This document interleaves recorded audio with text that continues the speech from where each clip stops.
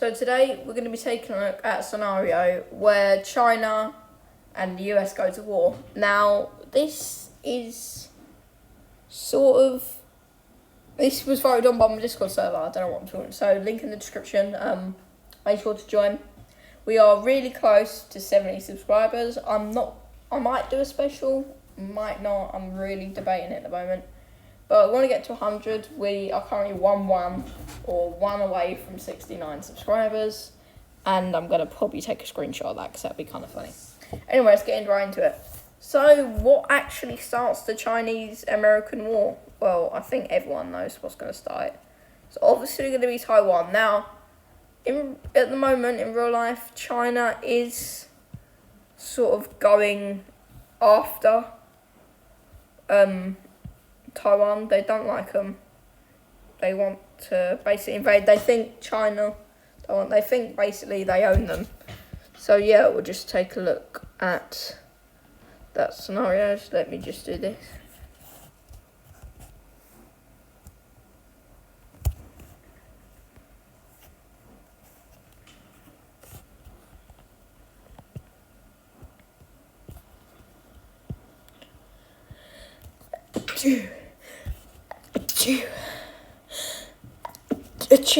Oh, sorry guys.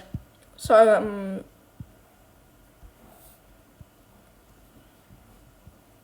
oh, now I think we all know what is going to go down.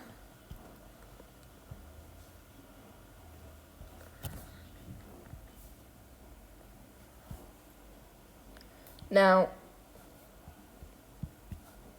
I don't want India getting involved or anything. I don't want any of these nations getting involved. I think that's everyone. Yeah, that's everyone. Oh, them as well. So yeah, we're going to be taking a look at scenarios. So obviously, this scenario starts China, North Korea, Myanmar, Laos, and Cambodia. Now these are the red team powers. They're gonna absolutely battle the blue, and China tries to invade Taiwan. This is gonna go horribly. Hong Kong declares independence, but they're not gonna last long at all. We actually see let's just close this. We actually see South Korea and Japan immediately joining the war, and the US joins the war, and kind of Canada does. Kind of do. Yeah, basically the US joins the war against China, and this is the height of a war. I see two more things: Thailand and Vietnam also join the war. So this is the height of the war we're gonna get. This is pretty much all the countries, and let's take a look at what's going to happen. So we first see the North Koreans pushing down into the south and nearly capturing Seoul. They don't manage to do this though, but they do manage to cut off and trap the south sort of around here.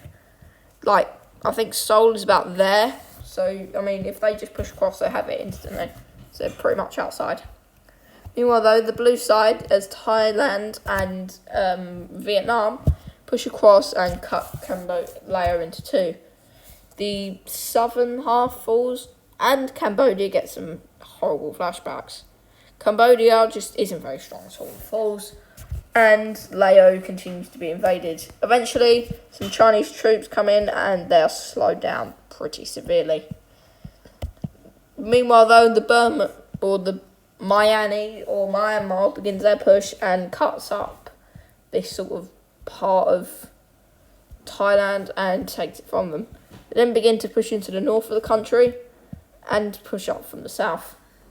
So this is our first major front. We have the red team and the blue team sort of battling it out. Now we're going to take a look at the US. So US troops begin to arrive and begin to push back the South Koreans. This is the North Korean, sorry. This is a little push, and there isn't a lot of American troops around. So they just push them right back and take Seoul. This basically means South Korea falls, and the Chinese make a landing on this island of Japan. They come down here, cut up Japan, take this island, and basically they're now playing on the defense. Taiwan, or Japan, now has to deal with all of these dudes, and I actually can't feel sorry for them.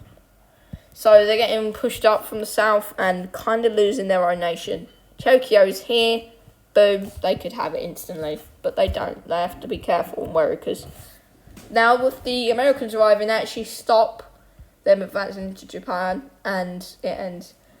Meanwhile, though, China just swiftly rolls over Hong Kong and makes an landing and takes Taiwan.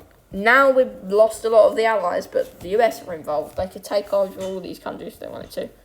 Anyway, we see another push into Laos happen, which is successful, but still doesn't capture all the country, as there's a sheer amount of Chinese troops defending it now.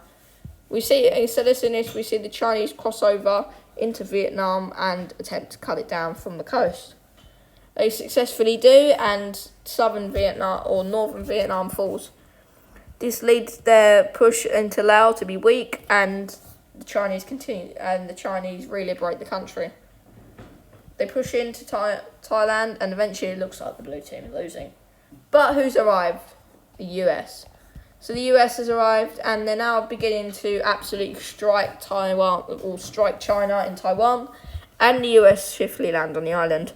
They make a tiny landing, and eventually after capturing the island's capital, Taiwan falls. They then begin to bombard coastal ports, and eventually they take Hong Kong as their first landing. They then land on this weird part of China. They then land and push up from Hong Kong, and this is the first front we sort of see in China. China doesn't want this and have a lot of troops down here defending, and eventually manage to wipe them out. But they do send a force onto Taiwan, which fails and just gets pushed back. Meanwhile, though, they are continuing to push up into Japan and now threaten the capital, Tokyo. They try and push across, but eventually cannot cut the country in half, as it's vastly defended, and stuff is going really badly for the blue team down here. So we actually see the blue team make a little bit of progress down in pushing back down the panhandle of Taiwan, and they actually liberate take the panhandle of Myanmar. They now cross over into Myanmar and make some sort of front, and this is the front we see along place. The I think they're Thai, let me know in the comments. Thai Peninsula, it's not a peninsula, I can't talk today. The Thai, I'm just not even going to say. This part of Thailand gets liberated. They now push up into Laos and cut the country into two, and the red team is starting to lose again. But they still have a front. I mean, they still got a front. I mean, not a very good one, as they're pushing up quite far into Vietnam now, but they still have one. Anyway, they continue to push up into Japan, and they make a landing on the most northern sort of islands. They take this, and now Japan just looks like it's going to collapse. They get cut in two, but the Americans manage to hold out in the city of Tokyo until the Chinese arrive. They actually push back a tiny bit, but don't manage to do a lot really at all. So they do manage a lot, their own team. I mean, they're doing well in Japan, but then they suck in Southeast Asia. Yeah, I'd say the blue team is winning still. I mean, I don't know, they have lost South Korea, and then they've pretty much lost Japan. It's kind of collapsed. Just let me know in the comments. Anyway, the US begins a counter-strike, which succeeds, but it doesn't really do much. It just sort of cut Chinese troops in half. They don't manage to take that much land.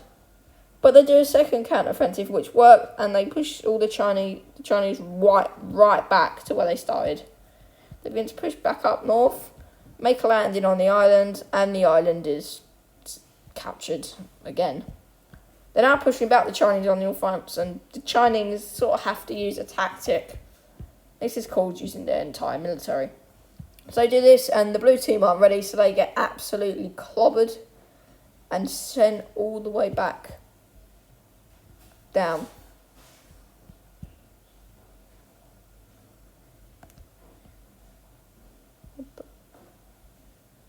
Yeah, so this is what's sort of happening. China are going for complete domination. Just random stuff, So they continue to push down into Vietnam, and eventually Vietnam sort of capitulates. Yeah, they do. They really liberate Cambodia, and now they're basically losing. Meanwhile, though, the Americans managed to completely liberate Japan and make a land in South Korea. They push up, take Seoul, and they absolutely destroy North Korea. They push up, take the capital of North Korea, which is something, and King Jimum just gets blown up by a bomb. No more nukes. They then, after gathering lots of fronts, after landing in Hong Kong, they then begin their full-fronted invasion into China. This comes up from Manchuria, which is really vastly undefended, as they didn't think they would sort of get. Well, they didn't really think this would happen. But China sort of just, they just sort of collapse. I mean, they're not really doing the best now. They're getting invaded, Beijing's captured, and they lose Cambodia, and basically the war is over. Now, this has been a short video as it's night and I'm kind of tired. But I wanted to get 2 videos out for you guys today, so, I mean, yeah.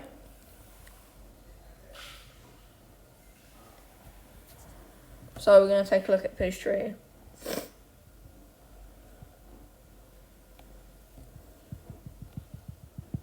Right, just give me a sec. So taking a look at this here, we see Vietnam fully annexes Cambodia and Laos, or whatever they are. Laos, Cambodia, same thing. But now we see the new Indochina. We also see that this panhandle is finally fixed and given over to Thailand? Yeah, Thailand. Sorry, I'm so tired now.